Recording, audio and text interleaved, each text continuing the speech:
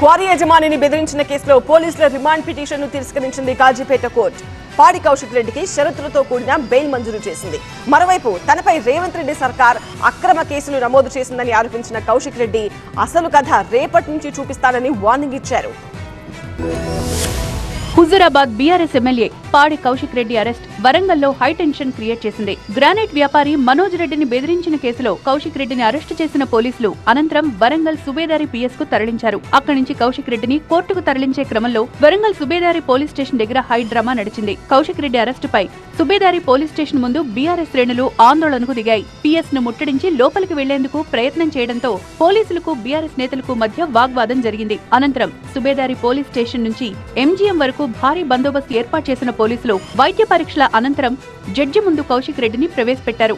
ఇంకా రెక్టింపు, ఇంకా కౌశిక్ రెడ్డి నువ్వు ఎన్ని కేసులు పెడితే కౌశిక్ రెడ్డి మీద అంత AK-47 అయితే గుర్తుపెట్టుకో మిస్టర్ రేవంత్ రెడ్డి.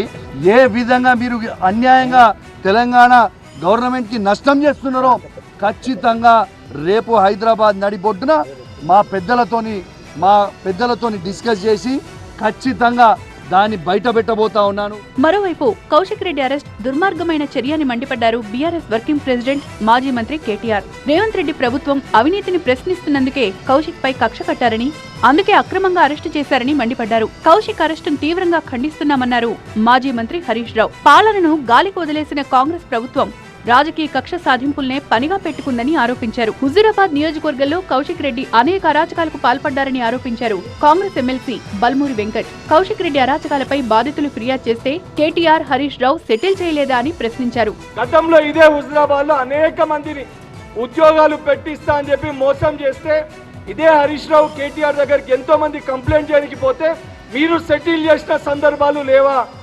మీరు మాట్లాడిన సందర్భాలు లేవా? మీరు కౌశిక్ రెడ్డిని పిలిచి తిట్టిన మాట వాస్తవమా కాదా? ఇవన్నీ మర్చిపోయిందిరా. ట్యాపింగ్, కాళేశ్వరంతో పాటు బనకచర్ల ఇష్యూపై ఇప్పటికే కాంగ్రెస్ బీఆర్ఎస్ మధ్య మాటల యుద్ధం నడుస్తోంది. ఇప్పుడు వాటికి తోడు కౌశిక్ రెడ్డి ఇష్యూ కూడా తోడైంది. దీంతో తెలంగాణ పాలిటిక్స్ మరింత హీటెక్కాయి.